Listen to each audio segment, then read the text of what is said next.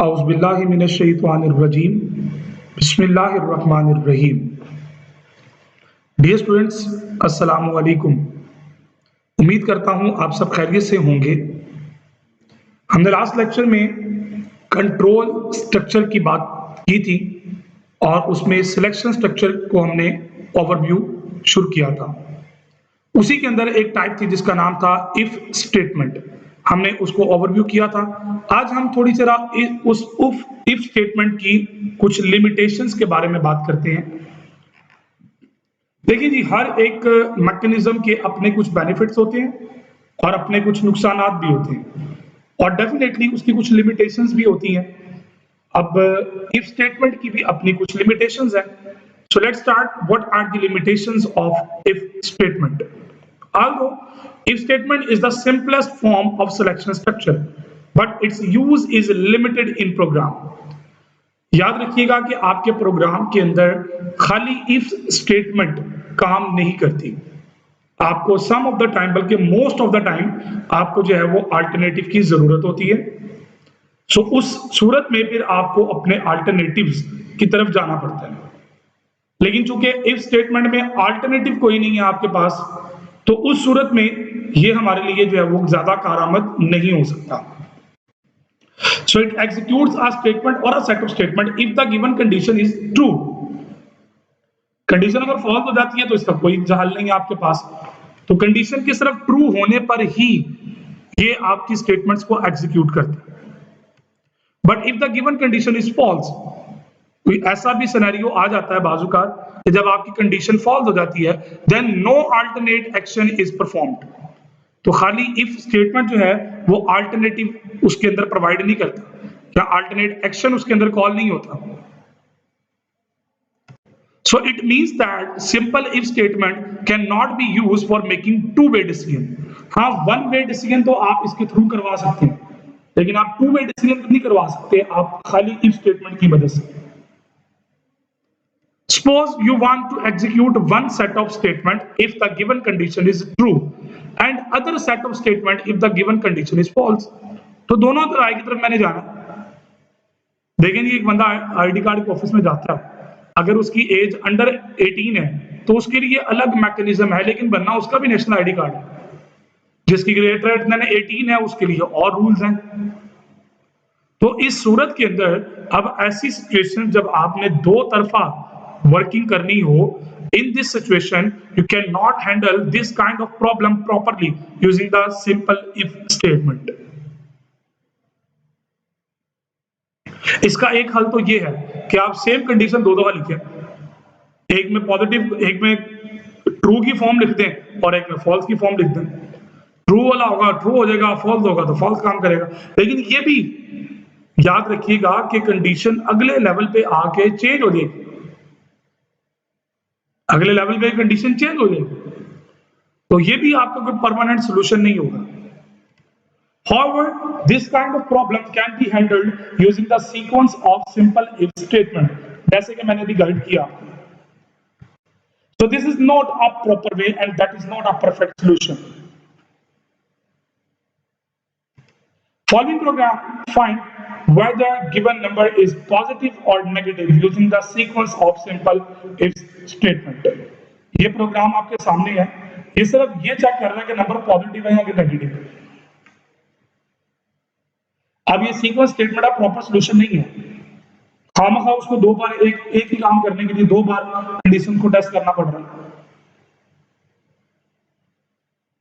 पहले आप greater than को चेक कर रहे हैं, फिर आप लेस देन को चेक कर रहे हैं। डेफिनेटली दोनों में से कोई एक तो एग्जीक्यूट होगा। क्या ख्याल है भाई? दोनों में से कोई एक तो एग्जीक्यूट होगा ना, तो जो भी एग्जीक्यूट होगा उसके अकॉर्डिंगली आंसर आ जाएगा। So in the above program two simple if statements are given in the sequence. Suppose the user enter a positive number, तो क्या होगा? पॉजिटिवली एग्जीक्यूट हो जाएगी। The answer is true because the number is positive. The message will be displayed on the screen. After displaying the message, next if statement will be also be executed. अब अगले की जरूरत नहीं थी, number positive pay बात खत्म हो गई, लेकिन वो नेगेटिव वाले को भी चेक करेगा, क्योंकि वो नेगेटिव नहीं होगा इसलिए उसकी प्रिंटिंग स्टेटमेंट एग्जीक्यूट नहीं होगी। Although the answer of this if statement will be false, आगे चल के जो कि वो false हो जाएगा, so there is no need to execute this if statement. तो कहने का मतलब ये हुआ कि अगर ऐसे सिचुएशन में आपके पास 10 तरह के डिफरेंट स्टडीज हो केस, उन 10 तरह के मुख्तलिफ केसेस के लिए आप 10 कंडीशन लगाओगे, so there is no need to execute the if statement. This if statement should be skipped. लाजमी तौर पर स्किप होनी चाहिए, otherwise processor of computer has to consume extra time without any purpose. कोई काम का मकसद भी नहीं है, बगैर मकसद के वो एग्जीक्यूट कर।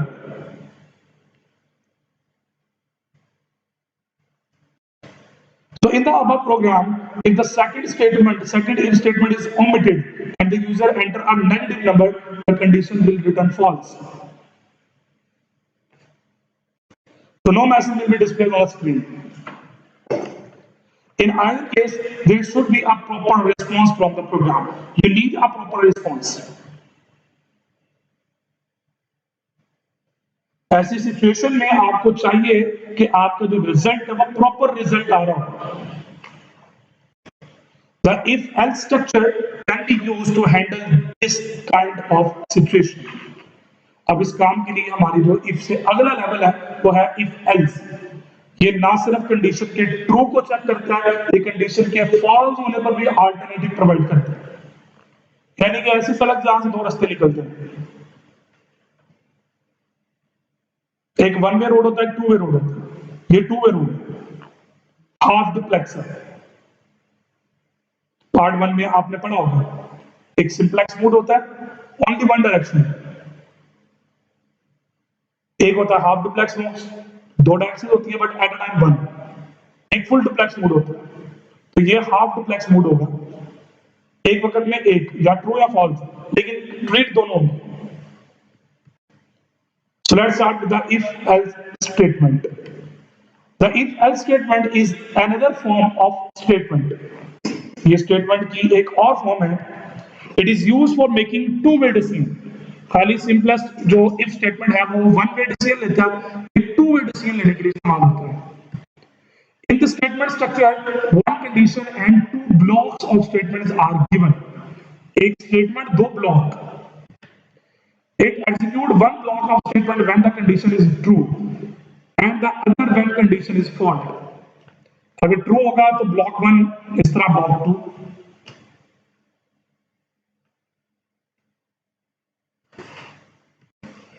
In any situation, one block of statement is executed and the other is skipped. एक कन्फर्म है कि इन दोनों में से एट टाइम कोई एक एग्जीक्यूट होगा और दूसरा स्किप होगा, तो टू वे ऑप्शंस यहां पे यूज होगा, ये या ये। जो कंडीशन ट्रू होगी जिसके मुताबिक कंडीशन ट्रू होनी है उसके मुताबिक कंडीशन आगे मूव करना है। The general syntax of simple if-else structure is as आपके सामने, if condition statement 1 then statement 2।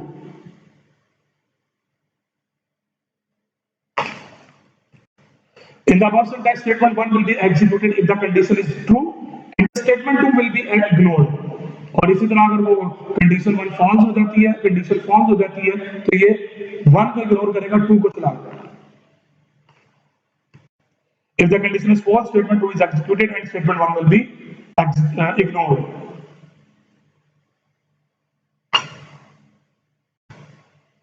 In case of compound statement, the syntax of else structure is as। if else structure जो होगा compound statement की form में वो ये होगा, तो ब्लॉक 1 और ब्लॉक 2, इसका भी वही रूल होगा। कंडीशन ट्रू होगी तो ब्लॉक 1, कंडीशन फॉल्स होगी तो ब्लॉक 2। अच्छा, एक ब्लॉक एग्जीक्यूट होगा तो दूसरा ऑटोमेटिकली स्किप हो जाएगा। तो देखिए सिंपल इफ स्टेटमेंट तो सिर्फ एक ब्लॉक को एग्जीक्यूट कर रहा है ना, ये दोनों ब्लॉक्स को डील करेगा, दोनों ब्लॉक्स को, लेकिन at a time 1।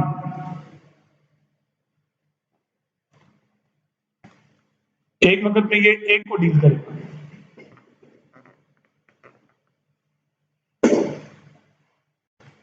So the block 1 indicates a set of statement on one side and block 2 indicate a set of statement on another side.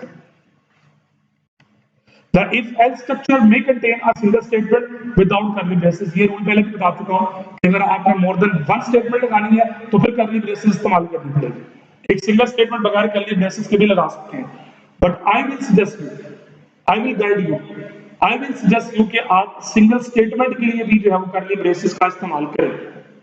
इससे आपकी प्रैक्टिस हो जाएगी और उस प्रैक्टिस का फायदा ये होगा कि हमेशा आप कर्ली ब्रेसेस इस्तेमाल करेंगे तो आपसे ये कर्ली ब्रेसेस को इस्तेमाल करने की गलती कभी नहीं हो सकती, क्योंकि आप हर दफा इस्तेमाल करते हैं तो आप यूज टू हो चुके होंगे इसके। एक प्रोग्राम सैंपल यहां पे हम ऐड कर लेते हैं। वो कहता है कि write a program that inputs a number and finds whether it is even or odd using the if else statement. देखिए ये बड़ा सिंपल सा काम है, लेकिन इससे पहले मैं आगे बढ़ूं, ये मैं आपको गाइड कर दूं कि ऐसे प्रोग्राम्स जिनके अंदर चीजें को टेस्टिंग और चेकिंग होती है, ये मैथमेटिकल एक्सप्रेशंस इन्वॉल्व होती है। अब आपको ये पता होना चाहिए कि आपका इवन और ऑड नंबर कैसे टेस्ट होता है। आपने चेक करना है कि नंबर पॉजिटिव है या नेगेटिव है, तो आपको पता होना चाहिए नेगेटिव और पॉजिटिव नंबर कैसे टेस्ट होता है। मतलब कि कहने का ये है कि फॉर्मुलेशन आपकी ड्राइव होती है, वो मशीन का काम नहीं है। आप उसको लॉजिक दोगे, लॉजिक प्रोवाइड आपने करनी है।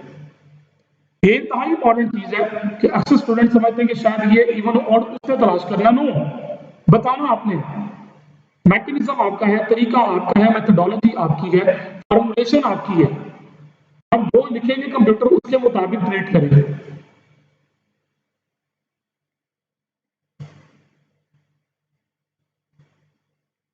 आप जो नहीं लिखेंगे, लॉजिक गलत है उसकी, तो उसके मुताबिक रिजल्ट गलत हो जाएगा आपका।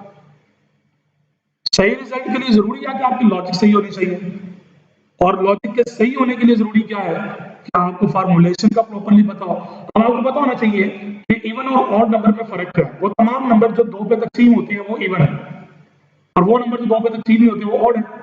बेसिक सा रूल है, बचपन से पढ़ते आ रहे हैं। कंप्यूटर की इस फॉर्म के अंदर आप सिंपल क्या करोगे, आप चेक कर लोगे रिमाइंडर, उसको डिवाइड 2 करें और रिमाइंडर निकाल लो। अगर रिमाइंडर 0 नहीं आता, अगर रिमाइंडर 0 नहीं आता तो इसका मतलब ऑड है। अब ये आपको एक जनरल रूल दे रहा हूं, आप किसी भी नंबर को 2 पे तकसीम करो, अगर उसका रिमाइंडर 2 ही बातें हैं, रिमाइंडर 0 आएगा या रिमाइंडर 1 आएगा। अगर रिमाइंडर 0 आएगा तो वो इवन होगा, अगर रिमाइंडर 1 आएगा तो वो ऑड होगा।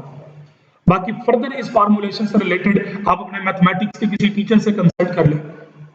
मैंने तो आपको गाइड कर दिया कि वो तमाम नंबर इवन होते हैं जो 2 पे डिवाइड होते हैं, और 2 पे डिवाइड होने का मतलब क्या, रिमाइंडर नहीं आता। अगर आप उसको 2 पे डिवाइड कर रहे हैं तो उसका रिमाइंडर कुछ नहीं बचेगा। लेकिन अगर आप उसको 2 पे डिवाइड करते हैं, रिमाइंडर आ जाता है, तो रिमाइंडर की भी 2 ऑप्शन है ना 2 पे डिवाइड करने के।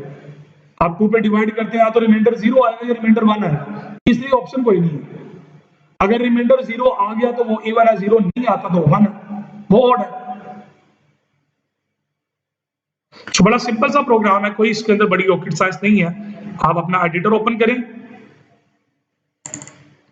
और इसके अंदर हम इसको फर्दर आगे पैक कर लेते हैं जी।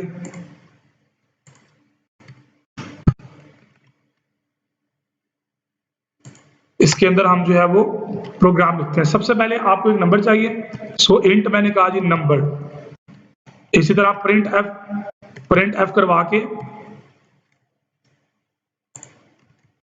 आप यूजर से एंटर करवा लें नंबर, प्लीज एंटर नंबर। अच्छा, ये मेरा एक राइटिंग स्टाइल है कि मैं मैसेज के अंदर प्लीज का वर्ड यूज करता हूं, तो ये नहीं समझना कि जी हर दफा प्लीज लिखना है, कि यूजर से आपने रिक्वेस्ट ही करनी है। एक एथिकली गुड वे है कि आप प्लीज का वर्ड यूज कर लें, अदरवाइज कोई इशू नहीं है। आप इसके अंदर अपनी मर्जी का मैसेज भी राइट कर सकते हैं। लेकिन नंबर मैंने स्टोर कर लिया। अच्छा, अब अगला काम क्या करना है जी, मैंने चेक करना है कि नंबर इवन है या ऑड है, तो मैं कंडीशन लगाता हूं इफ नंबर। रिमाइंडर निकालने के लिए हमारे पास पर्सन का ऑपरेटर मौजूद होता है सी लैंग्वेज के अंदर। सो 2 के साथ मैं इसको निकालता हूं। अगर ये 0 आता है तो आप इसको, बड़ा सिंपल है, यहां पे प्रिंट एफ करवा दें। प्रिंट एफ यहां पे कह देंगे जी नंबर इज इवन। ठीक है जी। और ये एक स्टेटमेंट ही है। इसी तरह आप एल्स की फॉर्म में आप क्या देंगे जी, printf number is odd. देखिए जी, आपने एक ही कंडीशन लगाई और इफ के साथ आपने एल्स का इजाफा कर दिया। अब प्रोग्रामिंग स्टाइल होता है ना, वो ये होता है, ये मैं जो सिंटैक्स लिख रहा हूं ना स्टाइल का, ये इस स्टाइल में आप प्रोग्राम लिखा करें। ये एक प्रोफेशनल स्टाइल, वर्किंग स्टाइल है, प्रोफेशनल वे है। सो ले जी, अब टेस्टिंग मोड में आते हैं। नंबर एंटर करें जी, कोई भी 87 ऑड नंबर है, देख लें नंबर इज ऑड है। इसी तरह आप कोई भी नंबर ले लें, 7654, ये इवन है, नंबर इज इवन। तो आप दुनिया जहान का कोई भी नंबर आप ले लें, टेस्ट करते जाएं, वो आपको इवन और ऑड का उसके मुताबिक अकॉर्डिंगली बताता जाएगा।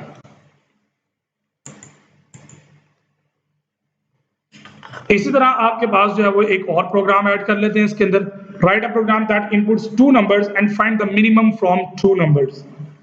कि मिनिमम इनमें से कौन सा है। आप एक वेरिएबल लेंगे, ये हमने भी मैक्स वाला किया है, बिल्कुल उसी तरह आपने मैक्स मिन वाला भी कर लेना है। सो यहाँ पे मैं इसको पहले एंड करूं अपने कमेंट्स को।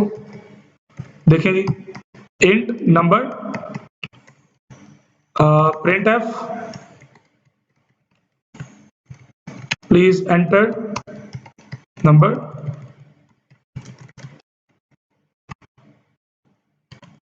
Scan F percent d ampersand sign number. अब आपने चेक करना है कि वो नंबर जो है वो कौन सा मिनिमम है। आप इन टाइप का मिनिमम नंबर ले लेंगे और ये नंबर 1 है,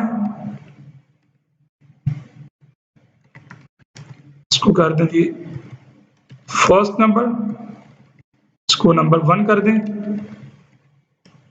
इसको कॉपी करके यहाँ पे नंबर 2 पे ले लेंगे।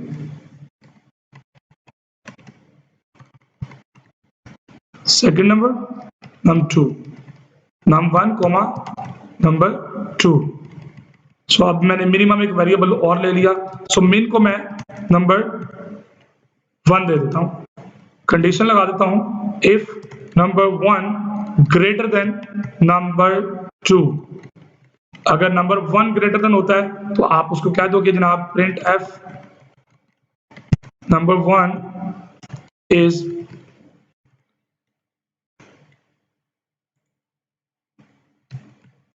ग्रेटर, और अगर ये नहीं होता तो एल्स की सूरत में आप उसको कह दें नंबर 2 इज ग्रेटर। ठीक है जी, अब उसको टेस्ट कर लेते हैं जी। सो नंबर 1 देते हैं 87 98, तो नंबर 2 ग्रेटर है।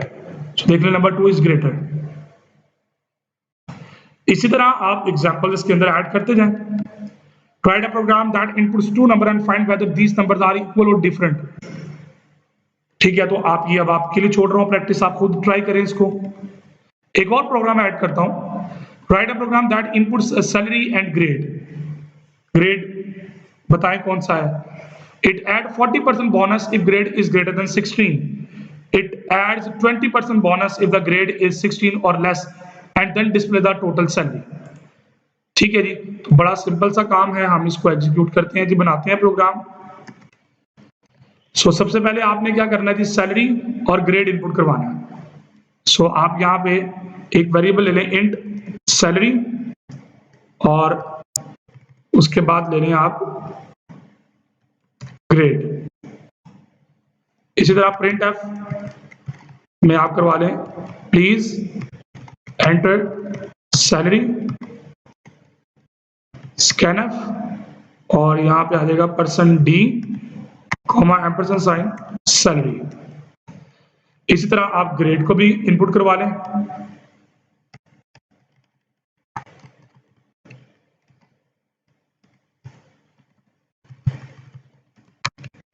ठीक है जी, अब आपने क्या करना है, आपने अगला वो कहता है कि जी चेक करना है कि उसकी ग्रेड जो है वो 16 से ग्रेटर है। तो आप यहाँ पे कंडीशन लगा दें, इफ ग्रेड ग्रेटर देन 16 से ग्रेटर होगा तो उसका सैलरी पे कितने परसेंट बोनस लगना है जी, 40%। सो आप कह लें जी salary is equal to salary plus salary multiply by 40, 0.40, ठीक है जी। ये पहले 40% निकालेगा, आपकी सैलरी में ऐड करके सैलरी के इक्विवेलेंट कर देगा। ये एक स्टाइल है वर्किंग का, आप इसके मुताबिक चेंज भी कर सकते हैं। एल्स की सूरत में आपने 20% करना है, तो सेम कंडीशन है, मैं कॉपी कर लेता हूं यहां से और यहां पे मैं 0.2 कर देता हूं। 40 देखें ना, 40% 0.40 होता है और 20% 0.20 होता है, तो ये इसके मुताबिक 40 और 20 मैंने लिख दिए यहाँ पे। ओके जी, सैलरी देते हैं इसको जी 34,000 और ग्रेड देते हैं इसको 15वां, तो 20% बोनस लगना है, तो जरा कैलकुलेट करें 34,000 का 20% कितना होता है। तो हम यहाँ से कैल्क निकालते हैं जी,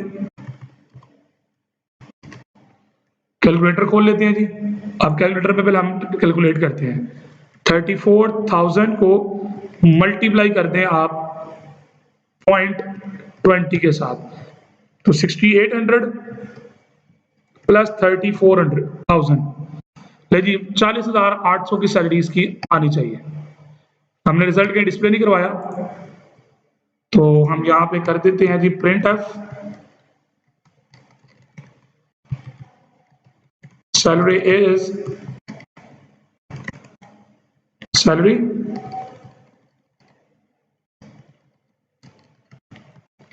ले जी। अब इसको चला के देखें जरा, प्रिंटिंग नहीं करवाई थी, हमारी मिस्टेक थी। ले जी 34 हमने पूरा निकाल लिया हुआ है, 15वां ग्रेड अगर होगा इसका तो 40,800, ये देखें सेम हो गया। अब इसी तरह हम एक और एग्जांपल देते हैं जिसके अंदर हम कर लेते हैं जी इसको 70,000 और ग्रेड कर देते हैं इसका 20 सॉरी, देखिए 98,000 बनता है। 40% निकालें इसका, तो देखें जरा 70,000 को मल्टीप्लाई करें 0.40 के साथ, 28,000 जमा 70,000, देखें थोड़ा मिस्टेक हो गई है, 98,000 ही होता है, 70,000 में आप जो है वो 9800, ठीक है, टोटल ही आता है। ओके जी, फाइनली आज के लेक्चर में जो प्रोग्राम्स वगैरह मैंने आपके सामने शेयर किए, प्रैक्टिकली मैंने करवा के दिखाए। आई विल सजेस्ट यू कि प्रैक्टिकली आप खुद भी उनको टेस्ट करें, क्योंकि जब तक आप खुद टेस्ट नहीं करेंगे तो ये चीजें आपके लिए आसान नहीं होंगी। इसमें आप प्रैक्टिस के लिए मैं आपको एक प्रोग्राम बता देता हूं, आप उसकी प्रैक्टिस कीजिएगा। लीप ईयर निकालना आपने, आपको पता होना चाहिए लीप ईयर क्या होता है। हर 4 साल के बाद एक साल ऐसा आता है जिसमें फरवरी की 29 डेट आती है, अदरवाइज फरवरी 28 डेज का होता है, लेकिन वाहिद एक साल है 4 साल के बाद आता है, फिर हम कहते हैं लीप ईयर। तो वो जो लीप ईयर है वो कैसे निकालते हैं, दैट इज योर टास्क। अपने मैथमेटिक्स के टीचर से कंसल्ट करें और आप फार्मूला तलाश करें कि लीप ईयर कैसे निकालते हैं। उसके बाद आप इस प्रोग्राम को इस्तेमाल करें, इसका पूरा प्रोग्राम बनाएं, फार्मूले का इस्तेमाल करें और पूरा कंप्लीट प्रोग्राम बना के आप प्रैक्टिस करें। 2 बातें यहाँ पे याद रखिएगा, अगर आप successfully leap year find out करने में कामयाब हो जाते हैं तो आप समझ जाएंगे आपने यहां तक की प्रोग्रामिंग अच्छी तरह से सीख ली है। लेकिन अगर आपसे लीप ईयर का फार्मूला फाइंड आउट नहीं होता तो फिर इसका मतलब आपका मैथमेटिक्स कमजोर है। अगर आप फार्मूला तलाश करना चाहिए लेकिन अगर आप प्रोग्राम नहीं लिख पाए तो इसका मतलब आपने यहां तक अभी कुछ भी नहीं सीखा। तो ये आपके पास एक पॉइंट है, मैं आपके लिए छोड़ रहा हूं, प्रैक्टिस करें, देखें उसको, खुद ट्राई करें। लीप ईयर फाइंड किया जा सकता है, तो लीप ईयर तलाश किया जा सकता है। इसके अलावा और भी बहुत सारे ऑपरेशंस हैं जो परफॉर्म किए जा सकते हैं, वोवेल फाइंड किए जा सकते हैं। So there are a lot of mechanisms, there are a lot of problems that can be evaluated by using a if-else structure. Finally आज के लेक्चर में हमने इफ स्टेटमेंट की लिमिटेशंस को देखा, इफ स्टेटमेंट को देखा, इफ एल्स स्ट्रक्चर को हमने डिटेल से स्टडी किया, प्रैक्टिस वर्किंग की है इफ एल्स स्ट्रक्चर की, कुछ सैंपल प्रोग्राम्स की मदद से हमने इसको ऑपरेट किया। अपना बहुत सारा ख्याल रखिएगा, दुआओं में याद रखिएगा। अगले लेक्चर में इंशाल्लाह नए टॉपिक के साथ दोबारा मुलाकात होगी। तब तक के लिए इजाजत दीजिए। अल्लाह हाफिज।